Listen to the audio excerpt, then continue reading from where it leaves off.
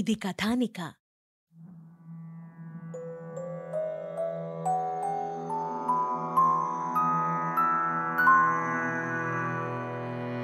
ఓం నమో వెంకటేశాయ. అలా అన్నమయ్య అలిపిరి వద్దనే మిగిలిపోయాడు. కాస్త తలపైకెత్తి చూశాడు. ఎదురుగా మోకాళ్ల పర్వతం, చుక్కల పర్వతం కనబడుతున్నాయి. చుట్టూ దట్టమైన అడవి. అలిపిరి వద్ద అన్నమయ్య కొంచెంసేపు విశ్రమించాడు. భక్తులంతా వెళ్ళిపోయారు. వేరే భక్తులు కొందరు ఏడుకొండలవాడా వెంకటరమణ గోవిందా గోవిందా అంటూ మెట్లు ఎక్కుతున్నారు. అన్నమయ్యలో మళ్లీ కాస్త ఉత్సాహం చిగురించింది. భక్తి మొగ్గతొడిగింది. అన్నమయ్య భగవన్నామ సంకీర్తన చేస్తూ కొండ ఎక్కడం మొదలుపెట్టాడు. అన్నమయ్య చేసే సంకీర్తనలకు కిర్రు చెప్పులు తాళం పలుకుతున్నట్టుగా ఉన్నాయి. ఉత్సాహంతో రెండు చేతులు పైకెత్తి వెంకటేశ్వర నామాన్ని చాలా బిగ్గరగా పలుకుతూ మోకాళ్ల పర్వతం ఎక్కుతున్నాడు. చుక్కల పర్వతం చేరేసరికి అన్నమయ్యకు స్పృహ తప్పే స్థితి వచ్చింది. అలాగే ఈడ్చుకుంటూ మరికొంచెం ముందుకి సాగాడు. ఒక చెట్టు కింద అన్నమయ్య చివరగా కూలబడ్డాడు. భక్తబృందం ముందుకి సాగిపోతోంది. చెట్టుకి ఆనుకొని సొమ్మసిల్లిపోయాడు అన్నమయ్య. ఇంతలో అడవి చెట్ల మధ్య నుండి ఒక పెద్ద ముత్తైదువ అన్నమయ్య వద్దకు వచ్చింది. కడిమి చెట్టును ఆనుకొని సొమ్మసిల్లిన అన్నమయ్య ముఖం మీద కాసినన్ని నీళ్లని చిలకరించింది. శ్రీకరములైన ఆ సీకరములతో అన్నమయ్య కనులు తెరిచాడు. ఎదురుగా చూస్తే పెద్ద ముత్తైదువ.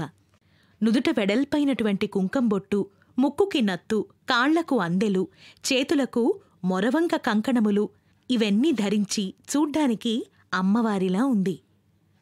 బాబూ, ఆకలిగా ఉందా నాయనా అని అడిగారు ఆ పెద్ద ముత్తైదువ. అవునమ్మా అనన్నాడు అన్నమయ్య.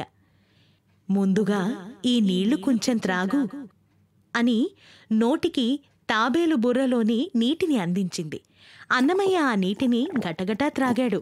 అది జలం కాదు, ఒక అమృత ప్రవాహము. ముత్తైదువు తన బుట్టలో నుండి అన్నమయ్యకు లడ్డూలు తినిపించింది. జీడిపప్పు, బాదం పప్పు, కలకండ, ఏలకల పొడి, పచ్చకర్పూరం, కుంకుమ పువ్వు వేసి చేసినటువంటి మధురమైన లడ్డువములు వరుసగా 1, 2, 3, 4 ఇలా టకటకటక ఒక 7 తిన్నాడు. అప్పటికి కాస్త ఆకలి తీరింది. తరువాత కొంచెం పాయసం తినిపించింది.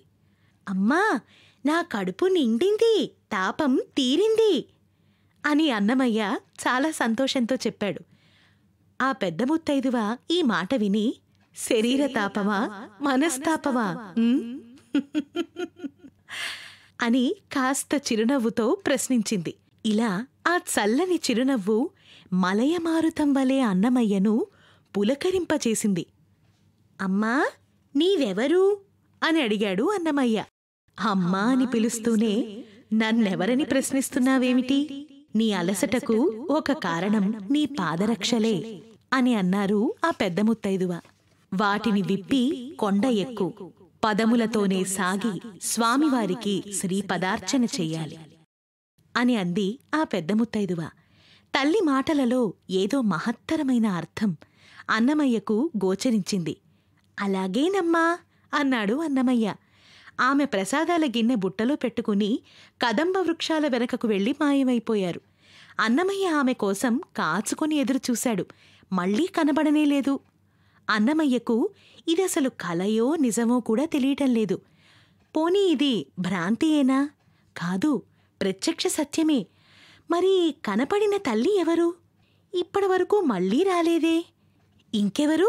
సాక్షాత్తు ఆ అలివేలు మంగదేవియే అని అన్నమయ్య అనుకున్నాడు. అన్నమయ్యలో అపూర్వ స్పందన బయలుదేరింది. ఆయన నాలుకపై వాణి నాట్యమాడింది. ఓ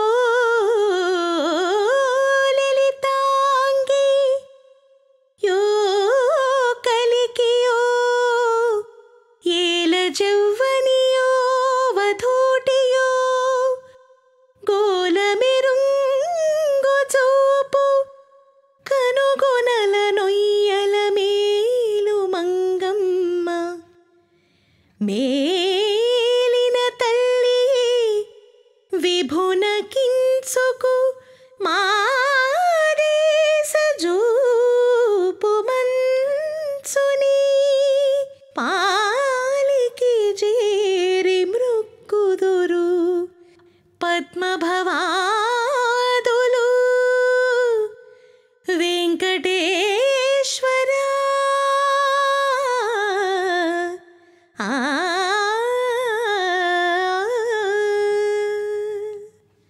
అన్నమయ్య అనర్గళంగా ఆలపిస్తున్నాడు.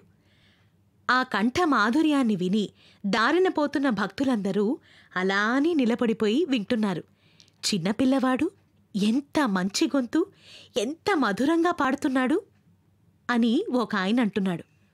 ఒరేయ్ అళహరి, ఈ గుట్ట మీద దేవతలు గంధర్వులు తిరుగుతుంటారోయ్. భక్తులను పరీక్షించే నిమిత్తం వాళ్ళు అనేక రూపాల్లో వస్తుంటారు. ఏ నారదుడో తుంబురుడో ఇలా బాలుని రూపంలో మనకి దర్శనమిచ్చుంటారోయ్ అళహరి అని మరొకడు చాలా బిగ్గరగా కేక వేస్తున్నాడు. అంతే రోయ్, అంతే అంతే, మరొక అనుమానం ఉండదు అన్నాడు అళ్ళహరి అనేవాడు. ఇంకేం, ఇద్దరూ నెత్తిమీద మూటలు కింద పెట్టి అన్నమయ్యకు సాష్టాంగ నమస్కారం చేశారు. అయ్యా అయ్యా, ఆగండి ఆగండి, చిన్నవాణ్ణి, నాకు నమస్కారం పెట్టకూడదు. నేను మీలాంటి మనిషినే. భక్తుణ్ణి స్వామి దర్శనానికై గుట్టపైకి వస్తున్నాను. నీ పేరేమిటి? నేనెవరో నాకే తెలీదు, మీకెలా చెప్పగలను? పోనీ మీ అమ్మా నాన్న ఎవరు బాబూ? మా తల్లి పేరు పద్మావతి, మా తండ్రి పేరు వెంకటేశ్వరుడు. ఇందాక నీవు చదివిన పద్యం ఎవరు రాశారు? అదే తెలియడం లేదు. అది ప్రాచీన కవులది కాదు, నా నోటి వెంట ఆకస్మికంగా వచ్చేసింది అంతే అని అన్నాడు ముద్దుగా అన్నమయ్య. ఎవరో దివ్యాంశ సంభూతుడు అనుకుంటా అంటూ వాళ్లలో వాళ్లే అనుకుంటూ వెలవెలపోయారు. అయ్యలారా, ఇక్కడ మీరొక పెద్ద ముత్తైదువుని చూశారా అని అన్నమయ్య అడిగారు. ఎవరు? ఇందాక నాకు పాయసం తినిపించిందే ఆ అమ్మ మహాతల్లి అని అన్నాడు అన్నమయ్య. ఎవరూ కనబడలేదే మాకు అన్నాడు ఒకడు. అది కాదురా అళహరి, అప్పుడప్పుడు వెంకటేశ్వర స్వామియే బాలునిగా వృద్ధునిగా రకరకాల రూపాలలో ఈ కొండ మీద భక్తులకు దర్శనమిస్తుంటాడు.